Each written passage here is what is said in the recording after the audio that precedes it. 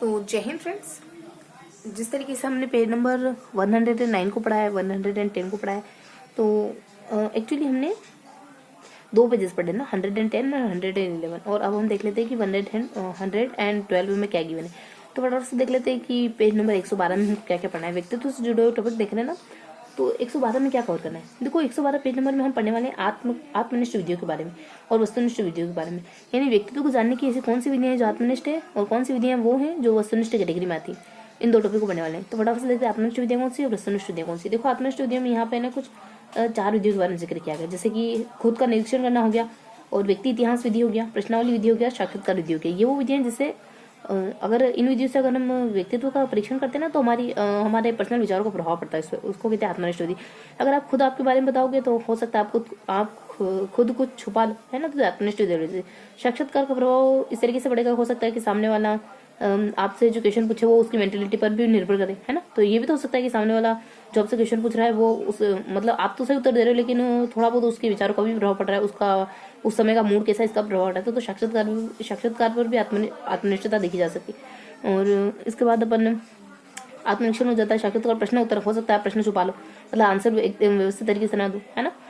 तो प्रश्नोत्तर भी हमारा आत्मनिष्ठ हो जाता है। और इसके अलावा एक और कौन सा है, एक और हो जाता है व्यक्ति इतिहास विधि। व्यक्ति इतिहास विधि मतलब आप केस स्टडी कर रहे हो, तो कोई आपकी केस स्टडी कर रहा है तो उसके खुद के तो उस जो व्यक्ति कर रहा है उसके खुद के मूड का प्रभाव भी तो पड़ेगा ना। तो इस तरीके से कुछ 4 विधियां हो जाती है, जैसे कि आप प्रश्नों का जवाब दे रहे हो और आप ही बता रहे हो खुद के बारे में, तो आपके द्वारा प्रश्नों का जवाब देना प्रश्नावली आ जाएगा, और आपके द्वारा खुद के बारे में बताना आत्मनिष्ठ आ जाएगा। और दूसरा आपसे कुछ पूछ रहा है या फिर दूसरा आपके बारे में पता कर रहा है, आपसे सवाल जवाब कर रहा है, तो साक्षात्कार वगैरह हो जाएगा, और आपके बारे में पता कर रहा है व्यक्ति इतिहास हो जाएगा। तो ये 4 वो तरीके हैं जिससे हमारे बारे में पता लग सकता है, लेकिन उससे उस पर किसी व्यक्ति विशेष का प्रभाव पड़ता है, हमारा प्रभाव पड़ता है इन विधियों पर, मतलब हमारे मूड का प्रभाव पड़ता है। हम नहीं बताए तो बताए, नहीं बताए, और किसी अगर कोई दूसरा व्यक्ति कर रहा है तो उसके मूड का प्रभाव भी पड़ेगा।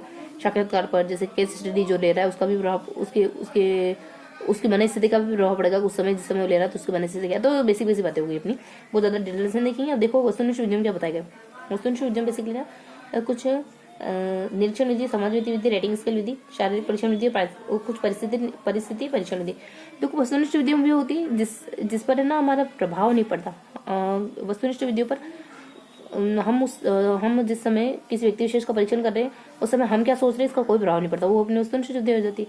जो है सो है, अगर बच्चा अच्छा है या फिर जिसका हम परीक्षण करें वो अच्छा है तो अच्छा है, हमारे मूड का प्रभाव नहीं पड़ेगा। हमें उस समय अच्छा फील नहीं हो रहा है या फिर हम बुरी कंडीशन से गुजर रहे तो हम कहेंगे कि ये बच्चा अच्छा है, इस तरीके से कुछ भी नहीं होने वाला। तो इसे कौन कौन सी विधि हो सकती है, जैसे परीक्षण विधि हो सकती है, जैसे कि समाज रेटिंग स्केल हो सकती है, शारीरिक परीक्षण हो सकती है, परिस्थिति उस XYZ परिस्थिति में उसने जो करना था वही करना। मान लो उसके सामने पैसे रखे, पैसे नहीं उठाया उसने, तो इसका मतलब बच्चा ईमानदार है, सिंपल सी बात है। रेटिंग स्केल बच्चे को गणित अच्छी लगती है, 10 में 10 नंबर आने टिक करोगे, सीधी सी बात है, गणित में बच्चा अच्छा है, मतलब उसकी रीजनिंग पावर, लॉजिकल क्षमताएं अच्छी है ना। और शारीरिक परीक्षण आपने मान लो उसको कुछ दुखवा के दिखाया, मतलब कुछ उठाने को कहा, तो आपको पता चल गया मतलब उसका शरीर भी ठीक ठाक है ना। तो ये अपने कुछ परिस्थिति, शारीरिक रेटिंग स्किल, समाज विधि, निरीक्षण। ये समाज विधि मतलब आपने समाज में उसको कुछ करते हुए देखा। निरीक्षण मतलब आपने उसको अलग अलग स्थानों पे, मान लो खेल के मैदान हो गया, प्रार्थना सभा हो गया, तो है ना शारीरिक समाज, एक तो समाज में और एक निरीक्षण, तो समाज विधि और निरीक्षण। तो आपने बच्चों को इस तरीके से अलग अलग एक्टिविटी करते हुए देखा ना, तो आपको लगा कि बच्चा ठीक है। तो इससे जब आपको मतलब ये एहसास हुआ कि बच्चा ठीक है, तो मतलब ठीक है, क्योंकि वस्तुनिष्ठ होती बिल्कुल भी, इस पर किसी का प्रभाव नहीं पड़ेगा। रेटिंग स्केल पर आपने टिक कर दिया, हाँ इसके अच्छे में 10 में 10 नंबर आ रहे हैं, मैथ में अच्छा प्रेजेंट कर रहा है, तो इसका मतलब इसका मतलब सिंपल है कि वो बच्चा अच्छा है, मैथ में अच्छा है। तो इस तरीके से हमको ना खाली ये मोटा मोटी पता करना है कि कौन कौन सी विधियां हो जाती है, बस एक आइडिया पढ़ लेना है तो पता चल गया ना। अब इनको थोड़ा सा डिटेल से जान लेते हैं, बहुत ज्यादा नहीं, हल्का हल्का पता करेंगे कि क्या है ये। विधियों के नाम तो हमने जान ली, वैसे विधियां तो हम ऐसे भी बता सकते हैं कौन सी वस्तुनिष्ठ है कौन सी व्यक्तिनिष्ठ है ना। जैसे कि मैं आपसे पूछूं निरीक्षण विधि वस्तुनिष्ठ होगी या आत्मनिष्ठ होगी, तो निरीक्षण में बच्चा कुछ कर रहा है और हमको देख के बताना है, तो जो बच्चा कर रहा है वही लिख पाएंगे हम, है ना। तो मतलब बहुत ज्यादा स्पष्ट तो नहीं होता ये, हमको कहीं कहीं लगने लगता है कि शायद ये वस्तुनिष्ठ नहीं है आत्मनिष्ठ है, लेकिन थोड़ा सा हम इनको ध्यान रखेंगे कि वस्तुनिष्ठ कैटेगरी में आती है, ये आत्मनिष्ठ कैटेगरी में आती है। तो आत्मनिष्ठ की कैटेगरी में कौन कौन सी विधियां आ जाती है, वस्तुनिष्ठ में निरीक्षण विधि भी आती है, समाज विधि भी आ जाती है, और कुछ इसके अलावा कुछ 2-3 विधियां और आ जाती है, जैसे कि रेटिंग स्केल हो जाता है, शारीरिक हो जाता है, परीक्षण हो जाता है, ये सारी विधियां है ना। और वस्तुनिष्ठ में कौन कौन से आते हैं, तो वस्तुनिष्ठ में तो हम पहले पढ़ चुके हैं, तो यहाँ देख लेते हैं अब इनके बारे में डिटेल क्या क्या बने। और इसके अलावा हाँ, इसके अलावा एक और होती है प्रक्षेपण विधि, प्रक्षेपी या फिर प्रोजेक्ट विधि। कुछ प्रेक्षेपण और प्रक्षेपी। तो बेसिकली ना इनमें कितनी विधियां हैं, 1 2 3, अच्छा इसमें ना कुछ विधियों के नाम बताए गए हैं, आईजेंग के बारे में, उपयोगिता, उनकी कमियां, इनकी अच्छी बातें क्या है, इनकी कमियां क्या हैं, और उनको लेकर कुछ बेसिक से और बातें हैं, जनरल बातें। इस जैसे इनके प्रतिपादक कौन थे, और ये विधियां, इन विधियों से हमको क्या पता चलता है के रूप में, और इन विधियों से बेसिकली क्या पता लगाने की कोशिश करी जाती है, और आईजेंग ने इनको लेकर के क्या कहा है, इसकी उपयोगिता, कुल मिला के क्या जानेंगे, इसकी परिभाषा क्या होती है, इसकी अच्छाई क्या होती है, इसकी कमियां क्या होती है, बहुत बेसिक बेसिक बातें पता करने वाले हैं। ठीक है, तो देख लेते हैं। और उसके बाद एक आईबीटी है, जो कि एक ऐसा ही एक प्रकार है, व्यक्तिगत परीक्षण प्रक्षेप विधि का एक प्रकार है, तो हम इसको डिटेल से पढ़ेंगे। ठीक है, तो थोड़ा बहुत हमने जान लिया, अब एक एक दो बातें इनके बारे में पढ़ लेते हैं, दिन फिनिश करते हैं। बस एक एक दो बातें पता कर लेंगे, दिन फिनिश करेंगे। आत्मनिरीक्षण विधि, वोंट और टिश्नर दो नाम ध्यान रखेंगे। व्यक्ति इतिहास विधि में टाइडमैन का नाम ध्यान रखेंगे। सर्वप्रथम प्रयोग फ्रेडरिक ने करा, खाली दोनों के नाम ध्यान रखेंगे और ज्यादा कुछ नहीं देखेंगे। ठीक है, तो वुंट है, टिश्नर ने, मतलब मैं क्या बनना चाहता हूँ, टीचर बनना चाहता हूँ। वुंट इंसान है, टीचर है ना, मेरी आत्मा की आवाज है। अब थोड़ा सा ध्यान रखें, बस फिनिश करते हैं, बस एक दो देखना है। व्यक्ति इतिहास के टाइडमैन है, मतलब आप इतिहास के टीचर टाइडमैन लगा के आते हैं, ऐसे ध्यान रखो। और फ्रेडरिक आ जाता है, और फैब्रिक का कपड़ा पहन के आते हैं, इससे थोड़ा सा चीजें याद रहेगी, और तो कुछ नहीं। प्रश्नावली को सुकरात वगैरह रात में प्रश्न उत्तर याद करता था, मतलब क्वेश्चन आंसर याद करने का काम रात में करता था, निबंध वगैरह लिखने का काम करता था। मान लो 2 पेपर होने थे उसके, एक निबंध का और क्वेश्चन आंसर का, तो ऐसे ध्यान रखेंगे बस। चित्रावली मिश्रित है, ये तो प्रश्न, ये ज्यादा कुछ नहीं। फ्रांसिस गाल्टन सर्वप्रथम विद्युत का प्रश्नावली का निर्माण करता है, और सबसे पहले उसने ना प्रश्नोत्तर का निर्माण करा था, मतलब उसने मतलब प्रश्न कहाँ बनाए थे, जैसे कि उसने सोचा कि मेरे कल टेस्ट होने वाला है, तो मैं ये प्रश्न इस लेसन में से मेरे हिसाब से ये प्रश्न बन रहे जो पूछे जा सकते हैं, मोस्ट इंपोर्टेंट मतलब, तो उसने गार्डन में बैठ के बनाया। तो थोड़ा सा ध्यान रखेंगे फ्रांसिस गार्डन, इससे क्या होगा कि चीजें आपको याद रहेगी। अब इसके अलावा साक्षात्कार विधि कुछ नहीं है, इसके अंदर कुछ भी नहीं, तो एक एक दो नाम बताओ। देखो, आत्मकथा विधि में बताओ, आत्मकथा निरीक्षण विधि की वुंट और टिश्नर है ना, मेरी आत्मा कहती है मुझे टीचर होना चाहिए। व्यक्ति इतिहास टाइड में और टाई भी पहनते, और एक और कुछ करता ना टाइड मैंने, और एक और नाम था, चलो एक और नाम था, आपने ध्यान रखेंगे। फ्रांसिस प्रश्नावली रात में आ जाता है, फ्रांसिस गाल्टन ने सबसे पहले बनाई थी। साक्षात्कार कुछ था ही नहीं। अब व्यक्ति इतिहास में किधर फैब्रिक टाई है किसकी, फैब्रिक की। फैब्रिक क्या होता है, फैब्रिक कपड़ा ही होता है, वैसे कपड़े की टाई, वैसे कपड़े की होती टाई, तो लेकिन थोड़ा सा ध्यान रखेंगे, कपड़े की टाई। ठीक है, तो ये अनावश्यक पद हो गया, जो जैसे कपड़े की होती है ना टाई, तो हमने फिर भी कपड़े की टाई कहा, तो ये क्या हो जाता है, अनावश्यक पद दोष हो जाता है। तो इस तरह के थोड़ा ध्यान रखेंगे। अब देखो वस्तुनिष्ठ विधि में थोड़ा सा पढ़ लेते हैं। यहाँ कुछ और भी था क्या, यहाँ पे चलो कुछ भी नहीं था। औपचारिक अनौपचारिक तो अपन जानते हैं। अपराधी, देखो व्यक्ति इतिहास विधि किसके लिए, अपराधी, बच्चा, समझदार, प्रतिभाशाली, हर प्रकार के बच्चे के लिए। प्रश्नावली को हमारे मनोविज्ञान में लेकर कौन आए थे, वुडवर्थ साहब मनोविज्ञान में प्रयोग करते हैं इसका। प्रश्नावली 4 तरीके, खुली है, बंद है, देख खुली है, और प्रतिबंधित है मतलब बंद वाली, और मिश्रित वाली, चित्रित वाली, मिश्रित वाली, ध्यान रखेंगे। तो बहुत इजी सी परिभाषाएं। हाँ, और व्यक्तित्व तो अपन 4 तरीके से हो सकता है, जो हम यहाँ तो अपन 3 ही तरीके कवर कर रहे हैं, 1 है, 2 है और 3 है, लेकिन 4 तरीका, एक और तरीका मनुष्यलेशन का, जो हम बाद में कवर करेंगे। ठीक है, इसके बारे में जानिए। यहाँ देखो, वस्तुनिष्ठ प्रणाली में निरीक्षण विधि के जनक कौन है, वाटसन। निरीक्षण यानी इंस्पेक्शन करना, मतलब देखना। निरीक्षण यानी क्या होता है, जांच पड़ताल करना। तो जांच पड़ताल व्हाट्सअप, आज तुमने ना XYZ के साथ फ्रेंडशिप करी, तो तुमने उसके बारे में सब कुछ पता करा ना, तो व्हाट्सअप से ही कर लिया, ऑनलाइन ही सब कुछ पता कर लिया घर बैठे, कि उसके बारे में तुम पता वगैरह लगाओ। ठीक है, तो ऑनलाइन ही सारा काम कर लिया, व्हाट्सअप से सारा काम करवा लिया तुमने, कि तुम उसके बारे में पूरा कच्चा चट्टा निकालो। तो बस तुमने एक मैसेज करा, इसके बारे में मुझे इन्फॉर्मेशन चाहिए, और सारी इन्फॉर्मेशन आ गई। समाज विधि, जेल मोरिनो, और रेटिंग स्केल फ्रांसिस गाल्टन देता है। रेट, मान लो गार्डन है, तो आप उसको क्या रेट दोगे, मतलब 5 स्टार गार्डन है, 4 स्टार गार्डन, ऐसे ध्यान रखिए। वहीं शारीरिक परीक्षण विधि किसने दी, किसने नहीं दी। परिस्थिति परीक्षण किसने दिया, व्यक्तित्व जहाँ 2 भागों की वास्तविक परिस्थिति, काल्पनिक परिस्थिति, इसमें कुछ भी नहीं है। तो देखो ये बातों अपना फिनिश हो गया, कुछ खास नहीं। देखो निरीक्षण विधि को होना चाहिए, तो वाटसन आ जाता। समाज विधि, जेल मोरिनो आ जाता है। रेटिंग स्केल विधि, रेट दिया आपने किसको, गार्डन को, फ्रांसिस गार्डन का जाता है। शारीरिक परीक्षण में कुछ खास है ही नहीं। और परिस्थिति परीक्षण 2 तरीके का होता है, एक तो हो जाता है हमारे जिसमें अपन औपचारिक वास्तविक परिस्थिति, यथार्थ परिस्थिति, ये सब जान लेंगे। और कुछ बातें बताएंगे, ये एक आधी थोड़ी और बातें देख लेते हैं। परीक्षा विधि में आती है, वो भी औपचारिक और अनौपचारिक दोनों तरीके होती है। समाज विधि में इस विधि और किसी भी समूह की संरचना का अध्ययन किया जाता है कि श्रेष्ठ तटस्थ और तिरस्कृत व्यक्तित्व का पता लगा जाता है। तो श्रेष्ठ है और तिरस्कृत है, मतलब समाज विधि में एक बढ़िया व्यक्तित्व कौन सा होगा, इसका पता लगता है। ये तो कोई खास बात है नहीं। रेटिंग स्केल फ्रांसिस गाल्टन, सर्वप्रथम प्रयोग फैक्नर ने करा था। फैक्ट, रेट तुम इतनी क्या रेट बता रहे हो, जैसे कि इतनी लंबी लंबी क्या फेंक रहे हो, कि मैं इतने महंगे कपड़े पहनता हूँ, कि सेलिब्रिटी भी नहीं खरीद पाए, ऐसे मतलब कोई ज्यादा ही फेंक रहा है। तो रेट है ना, रेट है ना, तो क्या कर रहे हो, फेंक रहे हो, बहुत ज्यादा रेट बता रहे हो, बहुत ज्यादा कीमत बता रहे हो। फिर फ्रेक्नर ने क्या करा, फ्रेक्नर ने गाल्टन ने 83 में किया था। सर्वप्रथम प्रयोग फ्रेक्नर ने, और गाल्टन ने तो 83 में करा था। ठीक है, इस तरीके से ध्यान रखेंगे। सर्वप्रथम 3 और 5 बिंदु के आधार पर मूल्यांकन किया था, और जो फ्रेक्नर ने करा था ना 3-5 बिंदु है ना, कहते हैं कि 35 करोड़ के कपड़े हैं मेरे, मैं जो जो मेरी शादी में पहने तो 35 करोड़ के कपड़े, ये सारी चीज़ बहुत लंबे लंबे फेंक रहा तीनों बार। जैसे ध्यान रखी चीज़ें। गिलफोर्ड और फ्री मैंने इसका प्रयोग किया फ्री में, और तुम चाह रहे हो मैं तुमको तुम्हारी शादी में पहनने के लिए फ्री में दे दूँ, तो गिलफोर्ड ठीक है, इसे ध्यान रखोगे तुम्हारी ठीक है। तो सब फ्री मैन ने, और शारीरिक परिश्रम कुछ है नहीं, पैसे तो जो नहीं परिश्रम तो थोड़ा थोड़ा हमने याद रखने की कोशिश करी, ज़्यादा तो कुछ है नहीं है ना, एक एक दो बातें। अब देखो प्रक्षेप वीडियो में क्या जाता है, प्रक्षेप वीडियो में देखो एक तो इसका सब प्रतिपादक तो फ्राइड है, और उद्दीपन ये आइजेन क्या कहते हैं, ये मनोवैज्ञानिक विधियों का समूह जिसमें प्रयोग जो उद्दीपक सामग्री स्वतंत्र रूप से असीमित तरीके से अनुक्रिया करता है। तो देखो वैसे तो प्रक्षेप विधियों के जन्म तो फ्राइड है, लेकिन आइजेन कहता है कि इसमें क्या करता है कि हमारे सामने कोई एक ये रखा जाता है, हमारे मनोवैज्ञानिक विधियों का समूह जिसमें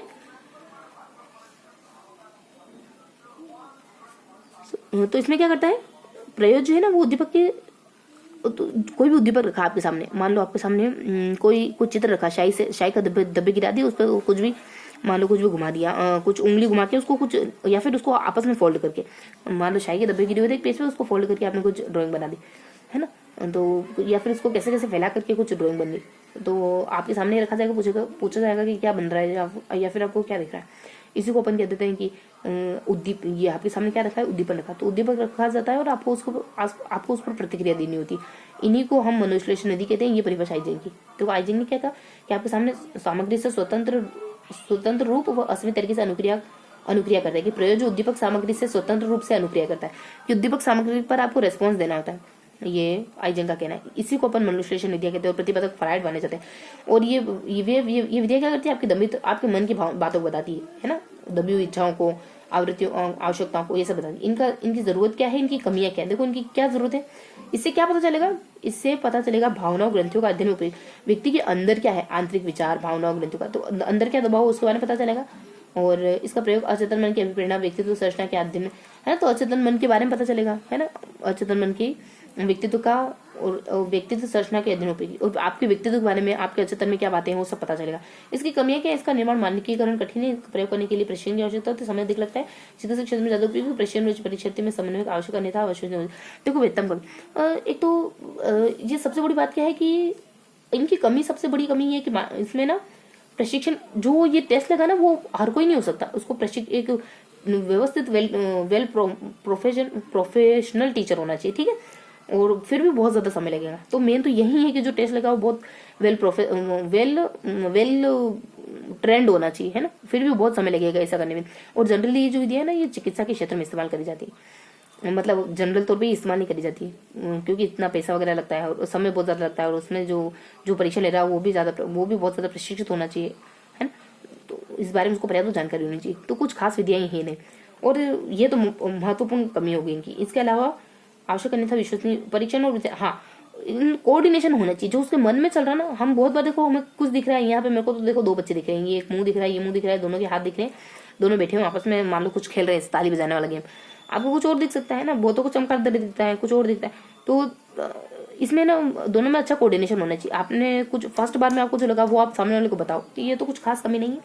इसका निर्माण मानकीकरण कठिन होता है, प्रयोग करने के लिए और चिकित्सा के क्षेत्र में प्रशिक्षित समय होना चाहिए, और इसका निर्माण इतना सरल नहीं होता है। इसका निर्माण मतलब यही नहीं है तरीका, इसमें बहुत सारे और भी तरीके हैं। शाही वाला तो कुछ भी हम भी बना लेते हैं, लेकिन और भी बहुत सारे तरीके होते हैं, इतना सरल नहीं है ये। और जो टेस्ट ले रहा है वो और जो टेस्ट दे रहा है वो, इन दोनों में तालमेल बैठे, ये भी जरूरी नहीं। जो उसके मन में उसको लगा वो फर्स्ट बार में, देखो फर्स्ट बार में जो लग रहा है ना वही बताना होता है इसमें। तो जरूरी तो नहीं कि हम फर्स्ट बार वाला बताएं, हो सकता है कि हम उसको थोड़ा तोड़ मोड़ो के थोड़ा औपचारिकता में ढाल के फिर बताएं, तो ये भी हो सकता है। अब थोड़ा सा जान लेते हैं अपन, बस फिनिश करते हैं, ज्यादा कुछ नहीं। आईबीडी को देख लेते हैं, सही दबाव परीक्षण। देखो इसमें यहाँ क्या बताना है हमने, आईबीडी के बारे में देखो हमको 1 2 2 4 2 6 2 8, देखो हम 8 बिंदु हमको स्पष्ट दिखाई दे रहे हैं, उनको अच्छे से पढ़ना होगा। किसने बनाया है, इंक ब्लड टेस्ट 21 में बनाया था, आई से 21 ध्यान रखोगे। यहाँ देखो आयरन स्विट्जरलैंड में बना था, ये हरमन रोशन ने बनाया था। ये तो थोड़ा बेसिक बातें हो गई। बिंदुओं के आधार पर मूल्यांकन किया जाता है, जिसमें 1 2 3 4, तो ये 4 बिंदु क्यों है ना। तो इसमें क्या बताया कि स्थान है, आपको कहाँ दिख रहा है, क्या दिख रहा है ना, विषय वस्तु क्या दिख रहा है, कहाँ दिख रहा है, निर्धारक मौलिक, थोड़ा मन को ध्यान रखेंगे, उसका मौलिकता है, जो भी दिख रहा है वो नया है कि नहीं है, निर्धारक तत्व है ना, तो थोड़ा निर्धारक तत्व वगैरह हो जाते हैं कि ये जो आपको दिख रहा है यही आपको क्यों दिख रहा है, इसके पीछे क्या निर्धारक तत्व है कि आपको यहाँ पे 2 बच्चे दिख रहे, हो सकता है कि मुझे बच्चे अच्छे लगते है ना, देखो मुझे लगते भी है वाकई बच्चे अच्छे, तो इस तरीके से निर्धारक तत्व। तो बेसिक बातें जानिए हम। अब आगे आ जाते हैं अगले 2 पॉइंट। अगले 2 पॉइंट में क्या आ गया, 5 और 10 है। क्या है 5 और 10 कार्ड है, 5 बिल्कुल काले। अच्छा ये तो फिर डिटेल बता रखा है, कुल मिला के कार्डो के बारे में बता रहा है कि 5 काले हैं और 5 काले और सफेद है और 5 अलग अलग रंगीन मतलब रंगीन है। और कुछ हॉल्समैन ने इकसठ में बनाया और भारत में प्रभु ने अनुकूलन किया। इसका प्रतिरूप हॉल्समैन ने 61 में बनाया था, ठीक है। तो भारत में किसने बनाया? PH ने, HP ने। HP गैस जानते हो ना, HP गैस सिलेंडर है 1 HP। तो कुछ होल्ड करके, होल्ड एंड थामना वगैरह ना, हाँ, थामो प्रभु में थाम लो। देखो कितना बढ़िया, प्रभु है थामना, इन दोनों ने भारत में बनाया था, है ना, 1961 में। एक हाथ से सही पर हम थाम लो, ठीक है, एक हाथ से थाम लो बोले हमारे। तो ऐसे ध्यान रखो, इससे क्या होगा, चीजें अच्छे से याद हो जाएगी।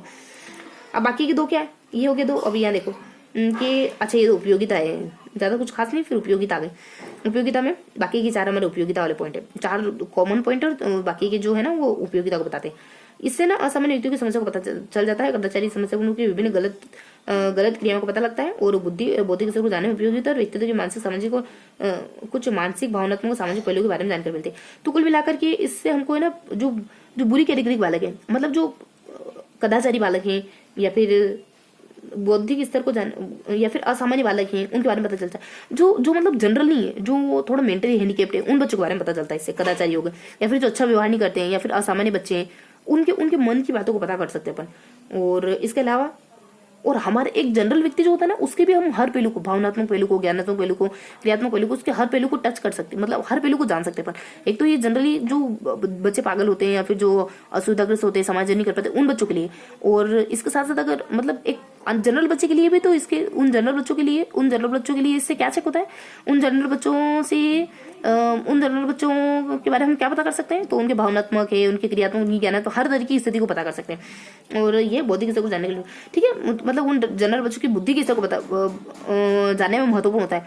पता चलता होगा कोई निरर्थक चीज बता रहा तो हो सकता है वो कम बुद्धिमान हो, कोई सार्थक चीज बता रहा तो हो सकता है ज्यादा बुद्धिमान हो। कोई कहेगा कि मुझे तो बस डिब्बे दिख रहे, कुछ नहीं दिख रहा है, मतलब ये एक त्रिभुज दिख रहा है, ये एक यहाँ कर दो त्रिभुज, फिर यहाँ एक डंडा खींच दो तो त्रिभुज, फिर आयत बना लो, तो इससे बुद्धि की स्तर भी पता। तो ये हमने बातें जान ली साधन सी। तो वो थोड़ा सा देख ले अपन। देखो विधियां तो बहुत ईजी होंगी, यहाँ कुछ है ही नहीं, एक दो बातें यहाँ पे भी, एक दो बातें। कमियां इसकी क्या हो सकता है कि एक तो ये बहुत ज्यादा इस तरीके से कुछ बीच में हमने 3 कमियां देखी, थोड़ी एक कमी हमने ऊपर जानी है वाली, एक कमी नीचे जानी हमने, कि इसका निर्माण भी कठिन होता है और फिर निर्माण इतनी मुश्किल से बना भी ले तो भी जरूरी नहीं कि विश्वसनीय हो, है ना, मतलब कोऑर्डिनेशन सही नहीं होता है। उसके बाद यहाँ हमने दो बिंदु देखे। तो यहाँ तो हमने कार्ड देख लिए पूरे और यहाँ हमें कह दिया कि मूल्यांकन कैसे करते हैं और मतलब किसने प्रतिपादन किसने करा और ठीक है, और मूल्यांकन किसने करते हैं। तो यहाँ हमारे यहाँ भी 10 कार्ड आ जाते हैं, यहाँ भी 5 वाली मतलब 5 संख्या है कि ना, तो यहाँ पे 5 आ जाएगा, यहाँ पे 10 आ जाएगा। और यहाँ पे ये क्यों उपयोगी ये बता देंगे अपन। तो हमारे लिए कैसे उपयोगी है, एक जनरल बच्चे के लिए कैसे उपयोगी है ना, और एक असामान्य बच्चे के लिए कैसे उपयोगी। तो हमारे जनरल बच्चों के लिए हमारे सामाजिक भावनात्मक मानसिक पहलू को, हमारे बुद्धि को जानने के लिए उपयोगी हो। असामान्य बच्चे के लिए मतलब असामान्य बच्चों के लिए उसकी गलत क्रियाओं को पता लगाने के लिए। तो इस तरीके से बेसिकली हमने पढ़ता तो कर लिया। एक्चुअली अब हमारे 18 हो चुके हैं, 18 पर हमको नोट्स बनाने थे, उससे पहले हमको दोहराना भी था एक्चुअली 3 बार। चलो कोई दिक्कत नहीं। अब देख लेते हैं कि 112 हमने क्या पढ़ा। देखो मोटा मोटी हमने क्या जाना, हमने जाना ना कि यहाँ पे हम बेसिकली अलग अलग विद्वानों के अनुसार व्यक्तित्व का जो मतलब अलग अलग जो 3 विधियां हैं व्यक्तित्व को नापने की, उसके बारे में जाना। तो 3 विधियों को जाना जिससे हम व्यक्तित्व को नाप सकते हैं। कौन कौन सी विधियां वो आती है इसमें? तो इसमें आ जाती है हमारी आत्मनिष्ठ, वस्तुनिष्ठ और मनोविश्लेषण वाली। सबसे पहले हमने आत्मनिष्ठ विधियों को जाना था, उसके बाद हमने वस्तुनिष्ठ विधियों को पढ़ा है, उसके बाद हमने एक और विधिया जाती है जिसको अपन कहते हैं कुछ आत्मनिष्ठ है, वस्तुनिष्ठ है, मनोविश्लेषण वाली को पढ़ा। इसमें है ना हमने कुछ बातें पता करी, जैसे कि हम जो मनोविश्लेषण विधि है ना, इसमें कुछ IBT मनोविश्लेषण विधि बेसिकली हम यहाँ से पढ़ना शुरू करते हैं। IBT पढ़ना शुरू हम एक्चुअली प्रेक्षण विधि, अच्छा थोड़ा सा मैं निगाह गिर गई। एक्चुअली यहाँ अपन है ना क्या पढ़ते हैं, प्रेक्षण विधि को पढ़ते हैं, प्रेक्षण विधि को पढ़ते हैं, ठीक है। तो प्रेक्षण विधि में हम कुछ बेसिक बातें देख लेते हैं। यहाँ हमने आत्मनिष्ठ विधि इस तरफ हमने कवर कर ली थी, सामने की तरफ, है ना। और वस्तुनिष्ठ विधि भी हमने लगभग इसी मतलब अगर इस पेज को अपन 2 हिस्सों में बांटे ना ऐसे करके, तो इस तरफ वाले हिस्से में आत्मनिष्ठ वस्तुनिष्ठ पढ़ लेते हैं, इस वाले में अपन प्रेक्षण पढ़ते हैं। प्रेक्षण के बारे में फ्रायड क्या कहते हैं, आइजेन क्या कहते हैं, और बस इसकी उपयोगिता क्या हो जाती है, इसकी कमी क्या हो जाती है ना। इस तरीके से 4 बिंदु जाने और उसके बाद अपन फिर नीचे की तरफ आ जाते हैं जिसमें अपन कुछ IBT को पढ़ते हैं। तो यहाँ पे हम कुछ बिंदु पढ़ लेते हैं शुरुआत में, उसके बाद अपन IBT को शुरू कर देते हैं। IBT के बारे में हम शुरुआत में कुछ 5 बातें जानते हैं, फिर सेकंड बिंदु में अपन 10 बातें जानते हैं, फिर इसकी उपयोगिता देखते हैं। ऐसा कहा था ना मैं कि 2 है तो 2 हमारे मतलब कुल मिला के हम इसके बारे में कुछ बेसिक से 4 बिंदु जानते हैं, और लास्ट में हम बेसिक से कुछ 4 बिंदु इसकी उपयोगिता को लेकर के जानते हैं कि क्यों उपयोगी है। वस्तुनिष्ठ में कुछ 4 से 5 विधियां देखते हैं, उनके बारे में थोड़ी डिटेल जानते हैं। वस्तुनिष्ठ विधि कौन कौन सी होती है ना। तो इस तरीके से हम कुछ वस्तुनिष्ठ विधियां जानते हैं, उनके बारे में एक एक दो बातें जान लेते हैं, देन फिनिश करते हैं। आत्मनिष्ठ विधियों में कुछ आत्मनिष्ठ विधियां, उनके बारे में एक एक दो डिटेल जानते हैं और फिर फिनिश करते हैं। तो इस तरीके से हमने पेज नंबर 112 को पढ़ा है। ओके।